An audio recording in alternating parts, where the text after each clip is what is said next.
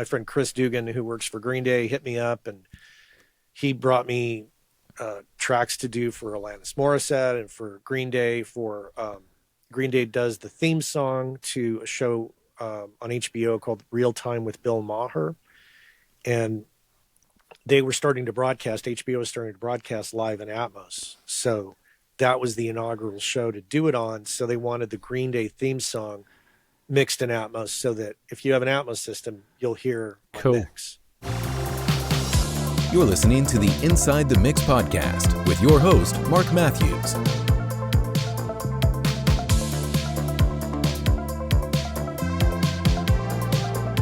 Hey folks, and welcome to the Inside the Mix podcast. I am excited. I always say this because I always am excited to introduce my guest today, a fellow podcaster in Matt Boudreau. So Matt's a highly experienced audio engineer who has worked with artists like Alanis Morissette, Green Day and Deaf Heaven, and he's the host of the Working Class Audio Podcast, a podcast that I listen to frequently. It's often the soundtrack to my runs that I do of a day. And so, yeah, frequent listener. And today we'll be deep diving into the world of mixing in Dolby Atmos. Now, this is a subject we were discussing off air that I've not covered on the podcast before. So this is a fact-finding mission for me as well. So I'm really excited about this one. Matt, thanks for joining me today. How are you? Hey, Mark. I'm doing great.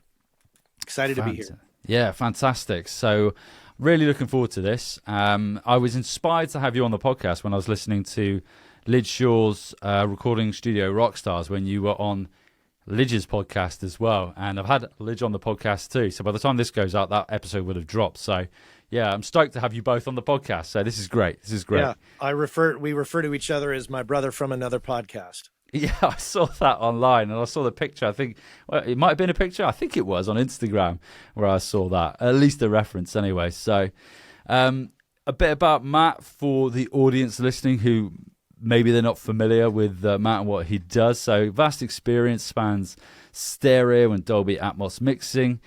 And it's a field that's becoming more popular as immersive audio grows. So he's here to share his insights on Atmos. So you've worked extensively in both stereo and Dolby. Let's start with the basics. For those unfamiliar with Atmos, could you tell our audience a bit about the primary differences between mixing in stereo versus this immersive audio format like Dolby Atmos?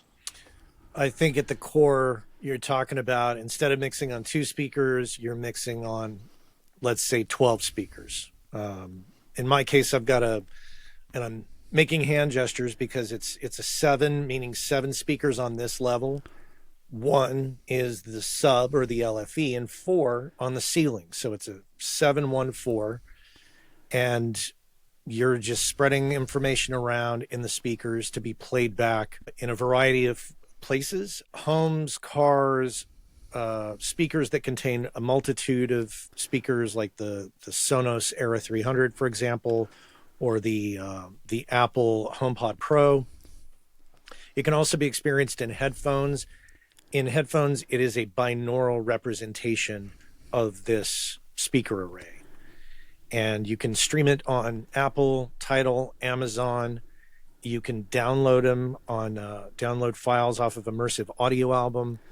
And yeah, it's something that's been around in the movies for quite some time, and it started to make its way into the music world. And I have been in it now for a little over 3 years, and making records and engineering in total for about 30. So it's a very small chunk of my experience. Cool. So you mentioned there about the 12 speakers and the binaural. So it takes me back to when I was doing my master's degree in music engineering and production. And one of my projects was with regards to binaural and spatial audio. And this was many years ago now. So really, really interesting stuff. So with regards to sort of the amount of tracks that you find you're mixing in an Atmos session, is there a limit to the amount of tracks? Do you find there are more tracks in an Atmos mix compared to sort of like a stereo mix? No, not really. I guess it depends on the point at which Atmos is introduced into the workflow. Typically in the beginning, the workflow was fairly common to be, you do the stereo mix, and then stems were created.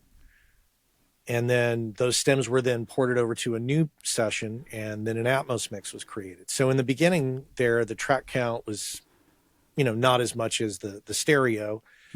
But as time has gone along, and I've been an advocate for this, is mixing in stereo and Atmos simultaneously, having one Pro Tools session that allows you to make the Atmos mix and make the stereo mix. And at the end of the mix, you've got these two mixes. So in essence, you're starting with, all the multi-track files. So you're mixing in one session. So you've got this, as you mentioned there, you've got one Pro Tools session where you're both doing the stereo and the Atmos mix in one. I'm fairly certain in most DAWs now there is an element there where you can do this spatial audio mix. I'm fairly certain there's one in Logic. What is the link? Is there a link between sort of Atmos and 5.1 and 7.1, or is there some sort of crossover there? Sure. I mean, we've been through a lot of different surround formats over the years. And I think the problem has always been, where are people going to hear this?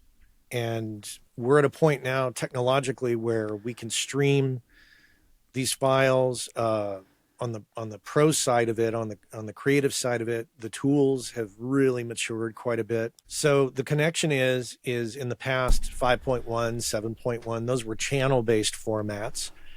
Atmos is an object-based format, meaning it's an adaptable format. So maybe I make a mix in a 714 system like I've got, but then you play it on a 5.1 system on your home theater streaming through Apple Music. It will look at what the hardware is, and it will approximate, what is to happen for the listener there. It will say, okay, you've got this system, therefore this is how this is going to work on your system.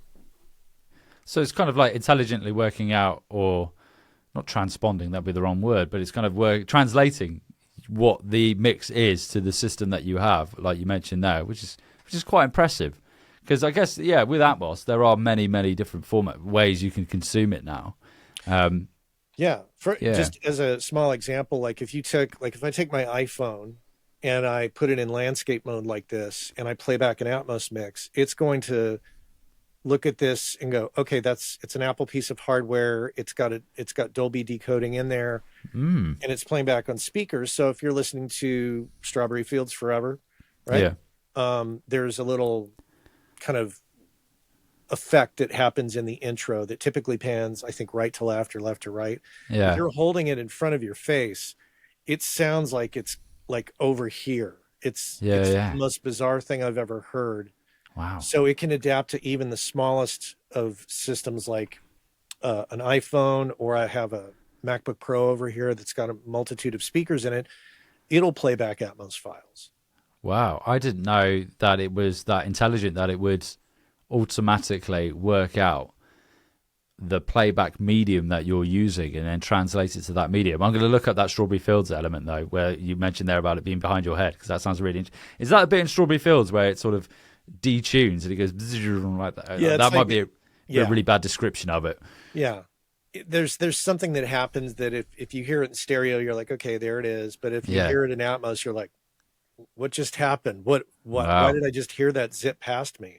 Wow, I'm gonna have to look that up. That's really interesting. This is inspiring me to go back to my binaurals and my binaural and immersive audio days and spatial audio. Really interesting stuff. So you mentioned there about equipment. So we've been talking about the playback medium. So moving on then, really, for someone looking to get started, can you talk about sort of essential equipment or setup they might need? Are there any particular DAWs that you might recommend over another? You mentioned Pro Tools already, or any particular key pieces of hardware or software to get started? Yeah, I think in order not to put too many people off, I think pick the DAW that you're most comfortable with. There's certain ones that have it built in: Pro Tools, Reaper, Logic, Cubase, or Nuendo. I can't remember which, if it's one or the other or both, but it's quite widespread in a lot of the DAWs. I don't know about Ableton. I don't know about the others, but those are the ones that I know that it's involved in or embedded in. Yeah. For me, I think, I like Pro Tools, but that's me. You might have a different experience, but essentially you need to do it. you need a 714 system at minimum.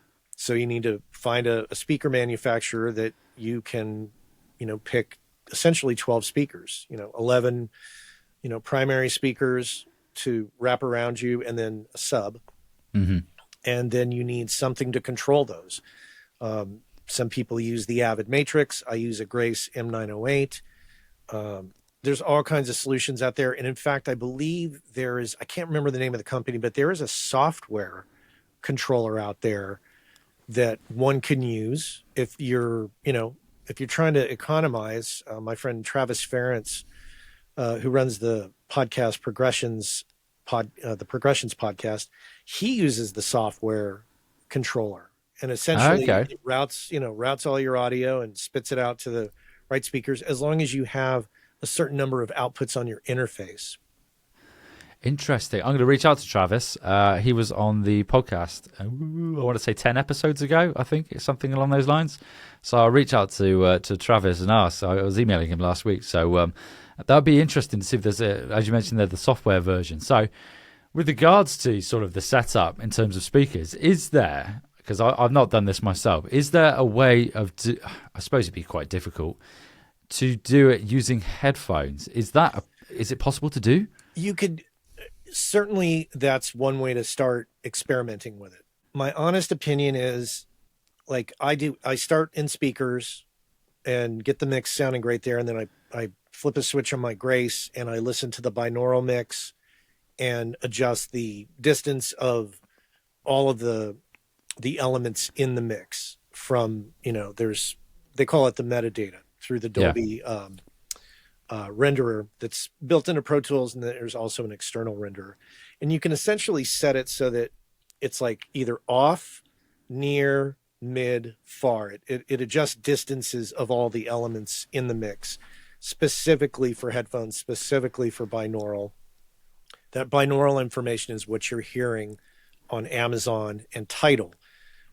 Different for Apple. Apple looks at that information and uses their own kind of proprietary thing to approximate what you chose for your metadata. So you could listen to a mix on Apple and listen to a mix on Tidal and Amazon, and there would be minor differences between them in headphones.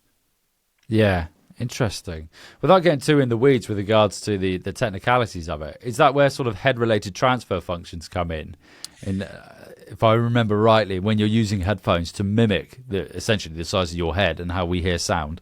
Yeah, and that's actually taken a very interesting turn because, on iPhones you can take images of your ears and create your own personal HRTF. I tend not to use that. I tend to just use a generic HRTF built into the device because I don't want to make decisions based on something that's too personal. But then again, I don't actually use the phone to fully check. Yeah. And that's kind of confounding to a lot of people. They'll say, well, you listen on speakers, you listen to the binaural, don't you check the mix as it will appear on Apple? And the answer is no, because that is a moving target. That's an algorithm that changes over time as they improve it. And therefore, I don't feel like I can count on it to make a decision. So in other words, if I make a mixed decision based on what's going on today, November 5th, 2024, they may change that algorithm, and then in 6 months, my mix will sound completely different on Apple and headphones. Interesting. What you mentioned there about the phone's really cool, that you can use that to take a snapshot of your head. It kind of reminds me of Waves have the Abbey Road, and it's a Nashville studio. I can't remember which studio it is now. Anyway, but it will position you in that studio, and then you can use your webcam, and then they will use the webcam to take measurements, crude measurements, I guess, of your head, to then come up with those head-related transfer functions, so it can put you in that room. Essentially, it sounds like it's quite similar with what Apple are doing with the iPhone, but I didn't even know that existed. This is all a learning curve for me. I didn't realize that you could do all this additional stuff, for one of a better way of putting it, with regards to your sort of Atmos prep, as it were. Yeah, and cool. On the phones, just not to leave the Android folks out, because I used to be a diehard Android person. Samsung and Google, I believe, the Google Pixels and all the, the typical Samsung phones, I think, contain the decoding to also do this. Oh, that's good news. I'm a Samsung user myself, so I could look at that. Which is weird because everything else I have is Apple, so I'm still not entirely sure why I've still got a Samsung phone. And everything else here is Apple. We've got my Mac Studio, I've got my MacBook, got an iPad with my notes on, and then I've got this Samsung phone sat in the corner. But hey ho. If you want to hear it on Apple, I do believe you have to be subscribed to Apple Music. Otherwise, I don't think the Dolby features are available on your device. Yeah. As a slight tangent here with my line of questioning, because I was going to move on to the room and considerations for that. Are you finding you're having more inquiries for Atmos mixing compared to, let's say, a year to 18 months ago? Is it something that you're noticing growth in? Boy. Nobody comes to me and says, can you mix stereo or Atmos? They just say, can you mix? And then I'm usually the one that says, yeah, and I'm actually mixing stereo and Atmos at the same time. And they're like, great. Okay. Because that serves my purpose. But a lot of people also know that I'm just pretty, out there visibly doing and talking and presenting and discussing Atmos. So I might not be the best test case for that. Yeah, I get you. Did you do a talk recently with Atmos? I did. I was at AES in New York, and I did a presentation on mixing stereo and Atmos to a very enthusiastic crowd with a ton of questions. Wow, amazing! Did you provide case studies as well? Did you provide and play back and showcase mixes, or was it just sort of like a I completely opened up a mix, walked everybody through it, talked them through the routing, explained, how I arrived at this decision and basically not just the technical, but the business related decisions behind a lot of it too. That's so cool. That's so cool. I would have loved to have seen that. I need to get out to more of those. I actually offer a free course on it at Working Class Audio where basically you just go, you type in your email and boom, you're in, and you can watch. It's like 3 chapters, and I walk through the whole thing.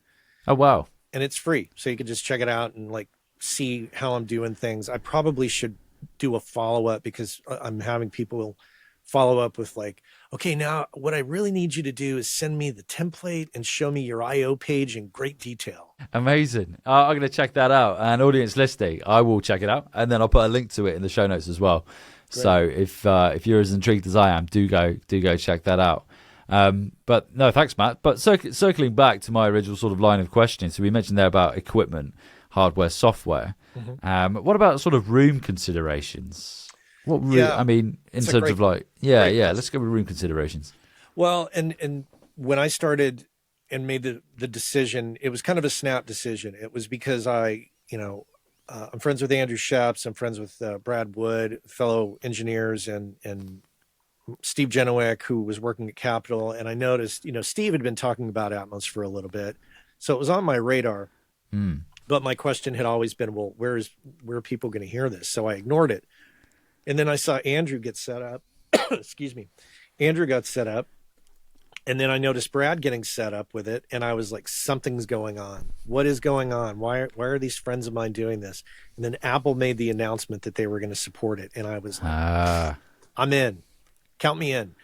So I immediately reached out to Maurice over at PMC because I knew him through, going to NAMM, and I sent him video and drawings and measurements of my room because I said, look, Maurice, I got a small room here, and I got a room that is strangely shaped. The walls aren't parallel, the ceiling slopes because it's a mid-century modern house. Can I even get away with this? And he was like, absolutely. Here's the speaker setup we should use. And I jumped in with that. I know that we'll do the conversion. I can't do the conversion off the top of my head. I'll let your audience do the conversion. But physically, this room is like less than 200 square feet. Yeah. So it's, at its highest, it's probably 11 or 12 feet tall. And at its lowest, it's probably 7.5 or 8 feet tall. So I made it work and made some speaker choices to accommodate to the space, but I'm happy that I have the space this small because I've been to larger rooms and it's a different experience. This is a more intimate thing. And every time I take the mixes out of here to bigger rooms or to different systems, it surprisingly translates really well. Amazing. Would you say there is like I suppose you might not be able to answer the question, but is there sort of like a minimum size room in terms of like square footage? Was it Maurice? I think you said Maurice. Did he sort of provide information on what would be a minimum? There's a lot of resources over at the Dolby website to answer a lot of these questions and what they recommend. Yeah. But practically speaking, I think if you have the smaller your room, the smaller speakers you should choose. You don't want speakers with giant woofers. IK Multimedia makes these, I don't know what they're called, MTMs or something. They sell like 11 of them, and then you'll need a sub for like, I don't know, $4,000. And they're small. They can be mounted on mic stands. They can easily be mounted on ceilings. So if you're looking to put together a system that will fit in a extra small room, that might be a way to go. Yeah. It's good advice, I think, there. Like, cater your monitoring setup to the size of your room. Because as you say, it doesn't make sense to have large speakers in a small room because it's just not going to work, is it? Which makes perfect sense. There is another element to this, though. I probably should mention to those that are thinking about it. And what I got all the speakers in place, and then Dolby came to my house and they tuned the room. They shot the room. It was like an array of microphones and nice. Getting into my system and playing back, pink noise and taking measurements. And when they were gone and I hit play, I was stunned because it sounded good before, but when Jonathan Lesnar from Dolby left, I was just in shock. I was like, oh my gosh, this sounds amazing. Wow. And what they do in that process is time align the speakers, because you want all the speakers hitting the listening position at the same time. You don't want disparity in that. Yeah. And then they tune the whole system. And this is a little confounding to some people. The whole system, instead of being tuned flat, is tuned to what they call the Dolby curve. And it's a curve that was adopted and fought over, and, people wringing their hands like, why are we doing it this way? But everybody kind of came to a consensus that this was the way to go. And some people reject it. Some people are like, I don't use the curve. I tune my room flat. I got on board with it. I was like, okay, it is what it is. I'm going to run with this. And it turned out to be a great thing for me, a smart thing for me, because on a flat system, I know myself and I tend to mix a little on the darker side. But this curve has a little bit of a dip in the top end. And so I hear that and respond accordingly by making my mix a little brighter than I normally would. I mean, it sounds right in the room. And therefore, when I hear it out in the world, I'm like, wow, this sounds exactly like it should sound, like from top to bottom. Interesting. The Dolby curve. That's really interesting. I'm gonna look that one up. Yeah. And it's quite cool.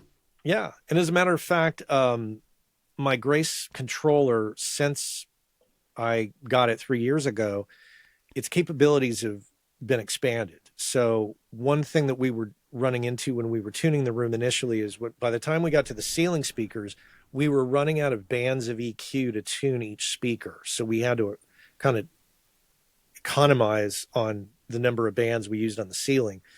So since then, Dolby reached out to me and said, hey, we know that your Grace controller can do way more than it used to. So how about we come back? So they're going to come back and they're going to make some tweaks, and we're going to really just get micro in the tuning and the time alignment even further. Yeah. I really like what you mentioned there about the Dolby curve and how you say that your mixes previously would have been erring on the darker side, but now you've got this, you're almost working with this Dolby curve, and then it's creating these slightly, I guess, brighter mixes, and then when they're put out in the wild, they're sounding as they should, which is really cool. It's quite a nice sort of adaptation to the workflow. Can you remember like the single biggest, let's say, change that Dolby made to your room that had the biggest impact? or was it just as a whole? I think the time alignment is probably the biggest thing when you're dealing with this many speakers. Like I said, I got everything hooked up on my own. Everything was, fully running. And I thought, wow, this is cool. But then when they tuned everything and the time alignment happened, it just sounded that one step higher. Yeah. In its quality. Man, I'd love that. That'd be so good. I like, you think you've got it tuned, and then like you have someone, those sort of specialist set of ears come in and then really get their teeth into your setup and then just open it up like that. That must be so, like, I can imagine just walking in and you kind of get that halo effect when you like listen to this new setup that you have. Must be so good. And when I discovered that I had the ability to stream Apple Music through the system and hear other people's mixes, wow. I'm never going to leave this room. I can imagine. That would be so good. That would be amazing. Fantastic, Matt. But I think moving on to with regards to the actual mixing process itself, and maybe if you could sort of tell us a bit about your approach to balancing, because you mentioned this earlier, about balancing projects that need both stereo and Atmos mixing. Can you tell our audience about sort of specific techniques that you use to ensure that both versions translate well? Yeah, it's actually not that complicated. And let's just start with on the back end of it, on the workflow end of it. So very much like we all mix in stereo and we check mono compatibility, or at least we used to quite a bit, maybe not as much. I have two switches here on the Grace controller that I can just, listen to the full Atmos on the speakers. And then I can, hit the 2.0 down mix and listen to that same mix as it is being re-rendered in real time as a stereo mix. Yeah. Also running in the same Pro Tools session. Now this is not, a completely different set of tracks. It's the same set of tracks. You're either listening to the Atmos or you're listening to the stereo. And then, on the heels of that, I'm also listening to, on headphones, I can listen to the binaural mix. So I can hear what the spaciousness is like. And if I want to make any adjustments there. So that's that part of it. What I'll tend to do, let's say you send me tracks, Marc, I'll put them into a Pro Tools session. I'll bring in my Atmos template, which includes my, stereo stuff as well. And I'll just push everything to the front, left, and right speakers and just start getting a rough mix together. And then once I'm happy with that rough mix, then I start thinking, okay, these guitars could go off to the side. This effect can go back here in the rear. Maybe something should go in the ceiling. What's the front wall going to sound like? Okay, great. That sounds pretty good. Now let's listen to the stereo version of that and let's see what's changed.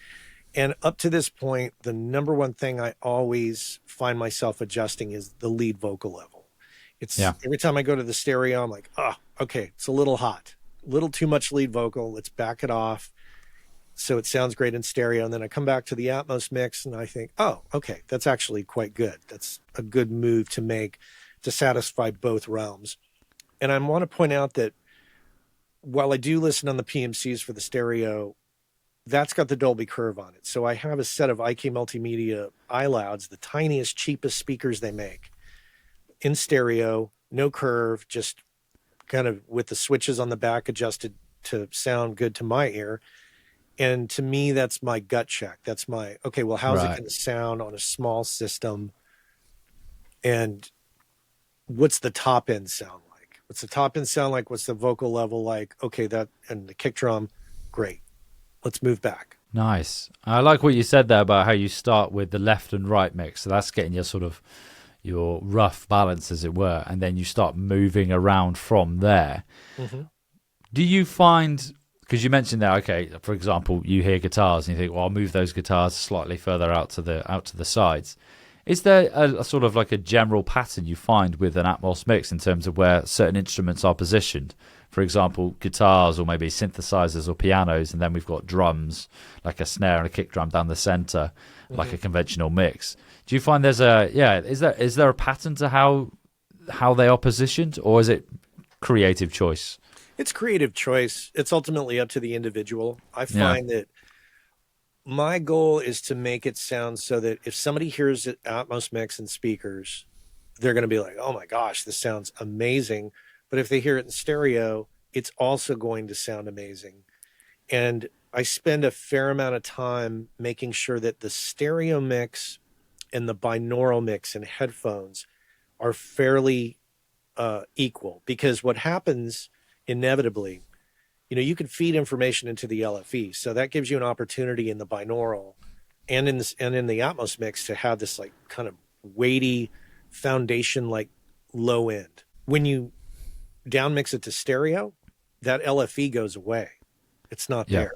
So what I do is I have a like, for lack of a better term, it's like a secondary stereo bus where I'll just add like a Pultec EQP1P or EQP1A. I'm spacing on the number, but where I just add a little boost of 100 and to beef up the stereo mix so that its bottom end is got a lot of parity compared to the binaural mix. Because I don't want the listener who's on their phone who decides, oh, okay, I'm listening to the binaural mix, that sounds good. Oh, I'm switching phones, or I'm turning the Dolby Atmos thing off. I've stopped subscribing to this. When I hear the stereo mix, I still want the same impact for them. Yeah. That rings true, actually, because I remember when I was working with binaural, and I remember having conversations about the low-end frequency response in binaural compared to a stereo mix. And it's something in the back of my head is now triggering, and I remember having these conversations. Are you still checking in mono as well then? Because you mentioned mono way back at the beginning. Are you still doing those mono checks? Kind of. I mean, I hit the mono button and listen to it on the stereo speakers and make sure nothing's going astray or disappearing. Yeah. Make sure that there's nothing wrong there. So yeah, the answer is yes. Nice.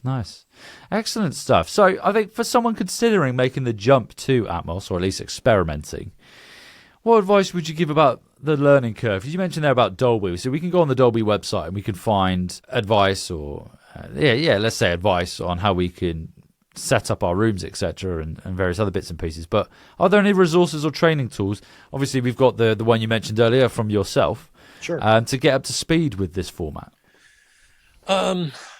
Boy, there could be more. I'll just tell you, anything from my friends Justin Gray or Andrew Sheps, watch that, or Steve Genowick, anything any of those guys says, I will get behind. Because Steve is actually the one that really allowed me to connect with him. Like, I flew down to Los Angeles. We're friends, so I stayed at his house for a weekend. I just spent a weekend in like an Atmos boot camp with him. My own personal mix with the masters.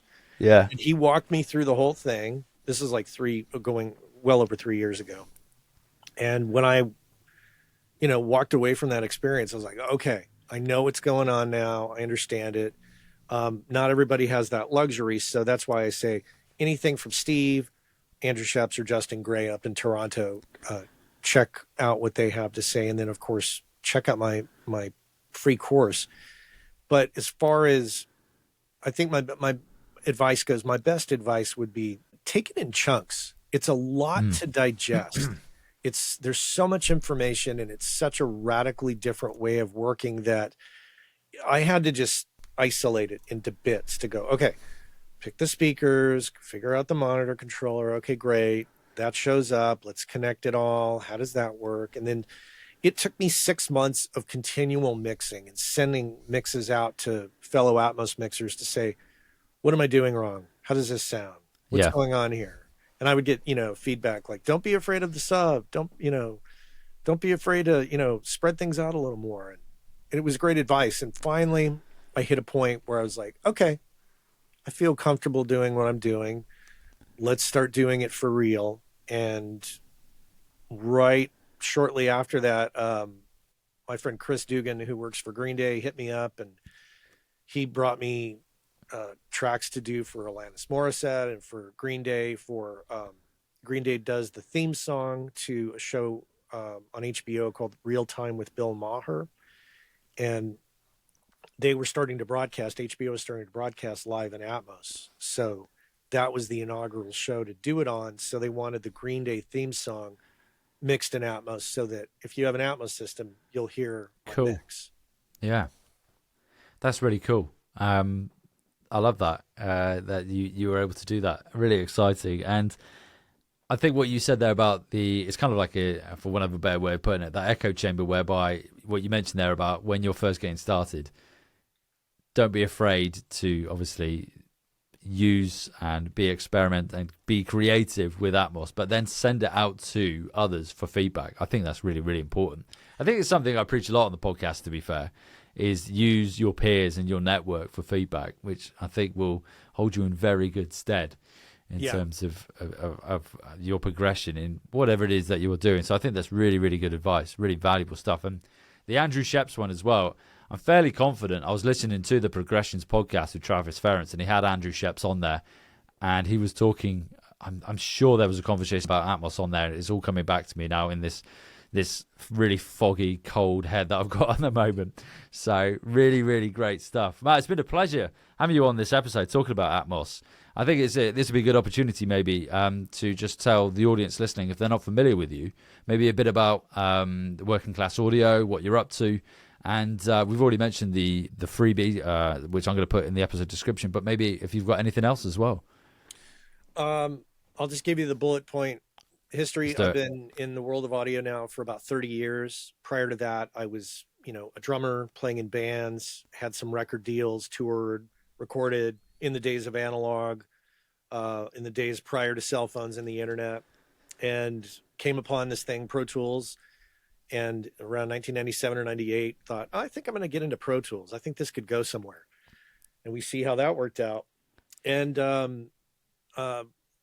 little over 10 years ago, I had a studio in San Francisco with my friend Michael Romanowski. And that ended up being quite a disaster financially for me. And it was probably one of the biggest learning points in my life. And it kicked my ass. And so the result of that experience caused me to start to say, what's everybody doing? How does this even work anymore? I'm just totally frustrated. So I created the Working Class Audio Podcast to be the vehicle to ask all my friends and peers and colleagues how they deal with survival, business, mistakes, mentors, all that stuff. And so for the last 10 years, I've got well over 500 episodes under my belt. Talk to a metric, what would they say? A metric crap ton of people, or metric shit ton of people. Excuse me. I've talked to a lot of people at great length about how to do this, and I've learned quite a bit.